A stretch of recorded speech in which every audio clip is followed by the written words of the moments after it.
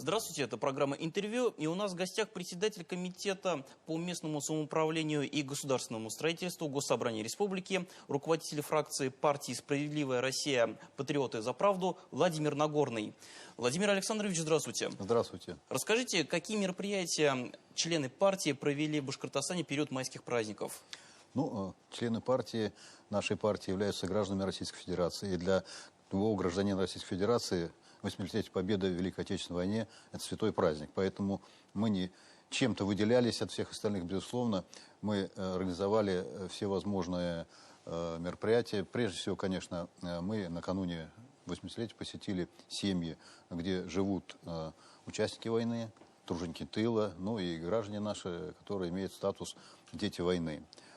Надо прямо сказать, что для этих категорий граждан уже, конечно, учитывая их возраст, во-первых, конечно, им радостно, что к ним приходят.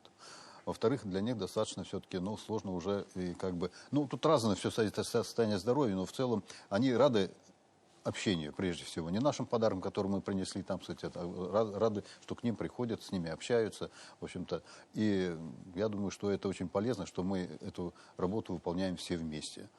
Конечно, мы приняли участие, безусловно, и прошли в колоннах Бессмертного полка. Хочу сказать свое мнение, что в этом году действительно было, особенно в Уфе, я участвовал в колонне, народ был очень сплочен и един в своей поддержке, выражении своей радости. То, что такое сегодня мы отмечаем юбилей, 80-летний юбилей победы советского народа в Великой Отечественной войне. Конечно, каждый из них нес портрет своего родственника, который либо прошел всю войну, либо погиб в Великой Отечественной войне, и с гордостью хотел показать, чтобы его именно родственник его попал на экран телевизора, потом вечером смотрели, кого увидели.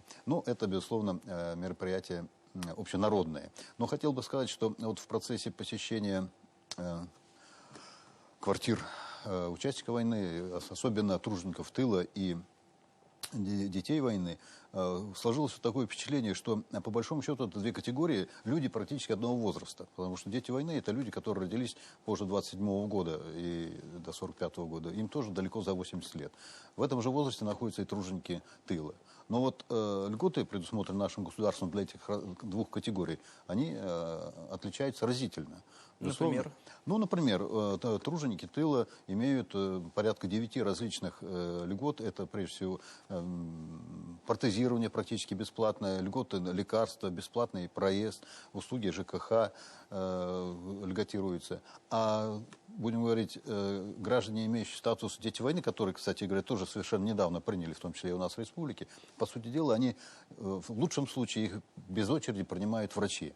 Но и ко Дню Победы регионы сами, исходя из своих бюджетов, какую-то разовую материальную помощь. В частности, в республике у нас по 2000 рублей каждому нашему жителю, имеющему статус «дети войны». В то же время труженики тыла получили 55 тысяч рублей. При этом люди, говорю, они практически одного возраста. И жили в одно время, и у них тяжести не перенесли одинаково. Поэтому наша партия, сейчас Сергей Михайлович это уже озвучил, будет выходить с инициативой, чтобы уравнять, на федеральном уровне уравнять льготы этих двух категорий граждан. Я думаю, что это правильно и справедливо, исходя из названия нашей партии.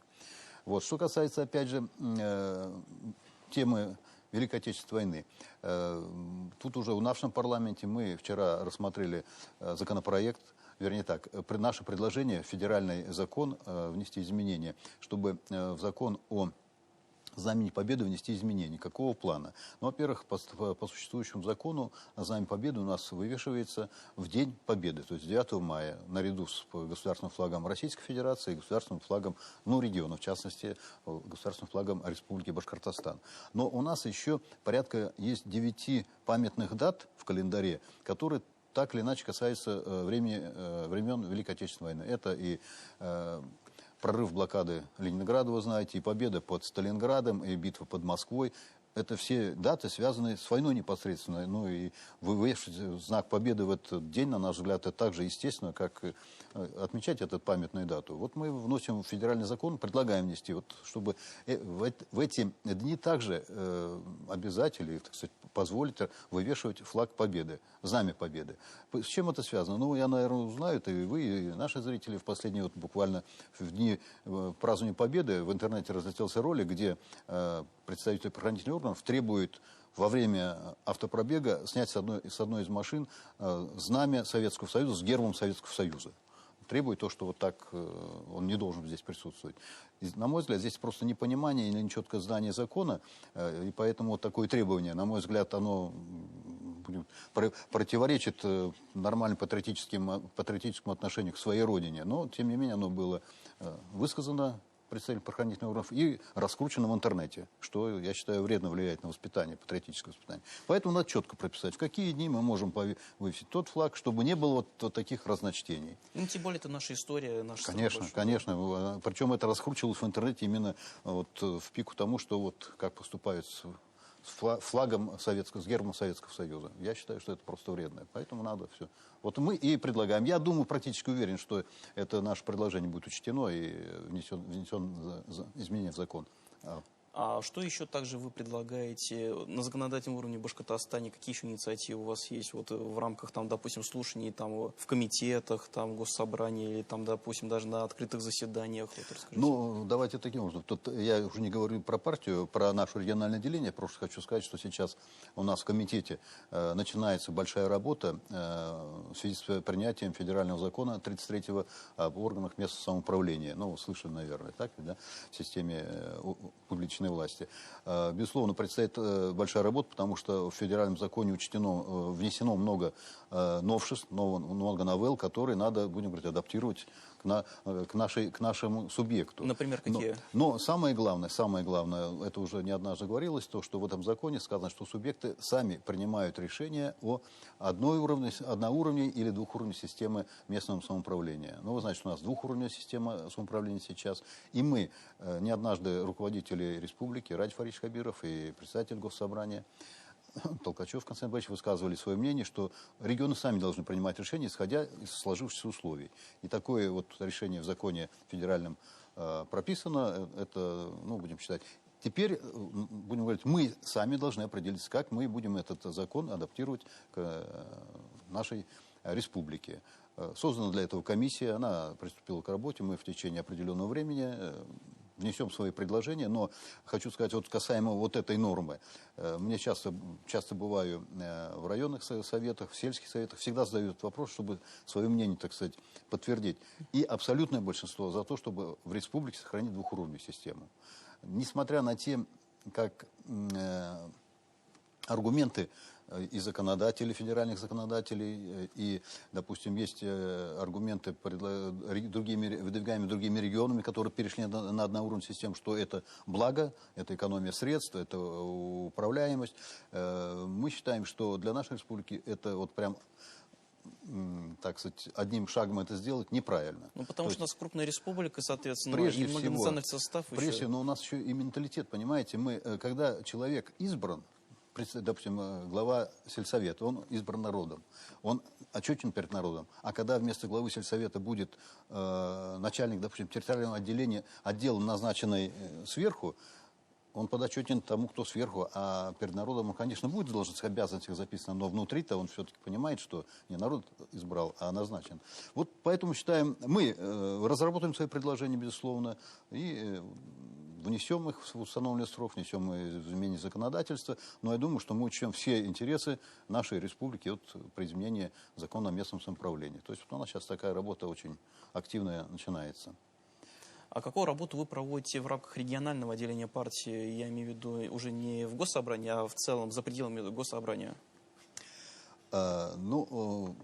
Этот год для нас является выборным у нас в регионе, поскольку, согласно уставу, наше региональное отделение раз в 2 года проводит отчетно-выборную кампанию, отчитываются о работе, избирают новые органы управления. Вот. Мы в марте провели региональную конференцию, где я отчитался о своей работе за 2 года, ну и вновь был избран руководителем регионального отделения. И теперь мы идем дальше, значит, проводим такую аналогичную работу в местных отделениях. Ну, прежде всего, сверить, так сказать, позиции на местном уровне, где-то подкорректировать количество членов партии, поскольку текучесть есть, безусловно, кто-то приходит, кто-то уходит, вот эту работу провести. Ну и, безусловно, в этом году будем, несмотря на то, что в нашей республике в этом году большой, крупной избирательной кампании нет, но тем не менее в некоторых районных советах, в некоторых сельских советах проводятся выборы или довыборы, безусловно, будем участвовать в них. Но основная наша задача, конечно, готовиться к следующему году, когда будут выборы в Государственную Думу. Как бы вот в период выборов в Государственную Думу как бы формируется общероссийское, как правильно сказать, будем... Вы имеете в виду система или нет? Не система, я хочу сказать, что рейтинг партий. К сожалению, в прошлом году, в прошлые выборы в Государственную Думу в республике наш рейтинг был невысокий, и наша задача подготовиться с тем, чтобы его, так сказать, поднять до того уровня, хотя бы до общероссийского. Вот. Поэтому задача большая, сложная, но я думаю, что она для нас выполнимая. Вот поэтому вот в период отчетно-выборных кампаний мы сейчас занимаемся тем, чтобы подобрать руководящий состав местных отделений таким образом, чтобы мы смогли бы на достойном уровне представить партию в выборах 2026 года. Ну и кроме того, в следующем году, в 2026 году у нас выборы в Уфимский городской совет, где у нас также нет депутатов сейчас по той же причине. Мы должны исправить ситуацию. То есть провести своих членов партии в городской совет. Вот такая задача у нас стоит. Вот как работаете с молодежью, я имею в виду, с сторонниками партии, я имею в виду, вот это расскажите. Ну, у нас, во-первых, есть молодежное отделение, которое конкретно будем, как раньше в ЛКСМ, так у нас есть молодежное отделение, которое, в общем-то, занимается с студенческой молодежью, рабочей молодежью. Ну, школьников у нас нет. Вот, основная работа заключается в том, чтобы привлечь их к мероприятиям, прежде всего, патриотической направленности, на наш взгляд, поскольку это, собственно, и это как бы основа работы нашей партии. Кстати, идеология нашей партии, озвученная на последнем съезде председателем нашей партии Сергеем Михайловичем Мироновым, называется «Патриотический социализм». Вот, то есть, исходя вот из названия нашей идеологии, мы и приглашаем молодежь к участию во всех мероприятиях патриотической направленности.